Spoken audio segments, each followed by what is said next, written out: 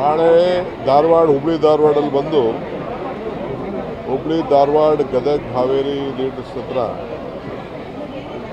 ಜೈ ಬಾಪು ಜೈ ಭೀಮ್ ಜೈ ಸಂವಿಧಾನ ಏನು 21ನೇ ತಾರೀಕು ನಡೀತಾ ಇದೆ. ಅದರ ಪೂರ್ವಭಾವಿ ಸಿದ್ಧತೆ ಬಗ್ಗೆ ನಾವೆಲ್ಲ ಕಾರ್ಯಕ್ರಮ ಹಮ್ಮಿಕೊಂಡಿದ್ದೇವೆ. ಬೆಳಗ್ಗೆ ಮುಖಂಡಗಳನ್ನ ನಮ್ಮ ಲೀಡರ್ಸ್ನೆಲ್ಲ ಭೇಟಿ ಮಾಡೋಂಥ ಕಾರ್ಯಕ್ರಮ ಸುದ್ದಿಯವರು ಅವರು ಕೂಡ ಇಲ್ಲಿ ಬರ್ತಾ ಇದ್ದಾರೆ. ಈಗಾಗಲೇ ಬೆಳಗಾಂಗೆ ಬಂದಿದ್ದಾರೆ. ನಾನು ಇರಬೇಕಾಯಿತು, ಅಲ್ಲಿ ನಮ್ಮ ಅಮೇರಿಕನ್ ಕಾನ್ಸುಲೇಟ್ದು ಕಾರ್ಯಕ್ರಮ ಇತ್ತು, ಅದು ಭಾಳ ಇಂಪಾರ್ಟೆಂಟ್ ಇತ್ತು. ಸೊ ಆ ದೃಷ್ಟಿಯಿಂದ ನಾನು ಸ್ವಲ್ಪ ಟೈಮು ತೆಗೆದುಕೊಂಡೆ. ನಾಳೆ ಎಲ್ಲ ಸಿದ್ಧತೆಗೆ ನಾವು ಇಲ್ಲಿಗೆ ಬರ್ತೇವೆ. ಈಗೆಲ್ಲ ಹೋಗಿ ಅದಕ್ಕೆ ಏರ್ಪಾಟ್ ಮಾಡ್ತೇವೆ.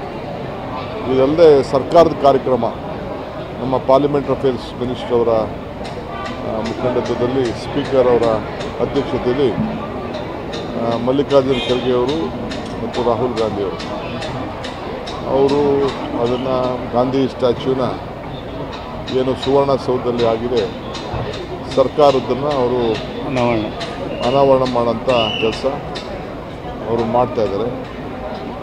ಅದಾದಮೇಲೆ ಮಧ್ಯದಲ್ಲಿ ಮುಖ್ಯಮಂತ್ರಿಗಳು ನಮ್ಮ ಎಲ್ಲ ಶಾಸಕರಿಗೆ, ಎಲ್ಲ ಪಾರ್ಟಿ ಶಾಸಕರು ಇನ್ವೈಟ್ ಮಾಡ್ತಾಯಿದ್ದೀವಿ.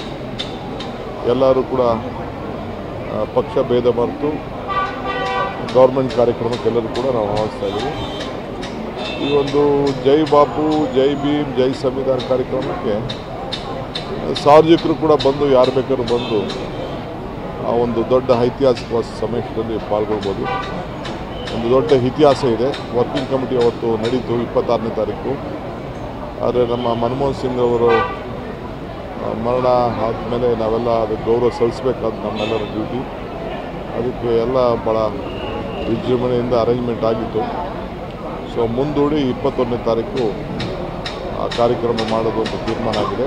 26ನೇ ತಾರೀಕು 27 ಮಾಹೋಲಿ ಎಲ್ಲಿ ಜನ್ಮ ತಾಳಿದ್ರು ಬಾಬಾ ಸಾಹೇಬ್ ಅಂಬೇಡ್ಕರ್ ಅವರು, ಅಲ್ಲೂ ಒಂದು ಕಾರ್ಯಕ್ರಮ ಮಧ್ಯಪ್ರದೇಶದಲ್ಲಿ, ಅಲ್ಲೂ ಕೂಡ ಒಂದು ಕಾರ್ಯಕ್ರಮವನ್ನು ಕೊಟ್ಟಿದ್ದಾರೆ.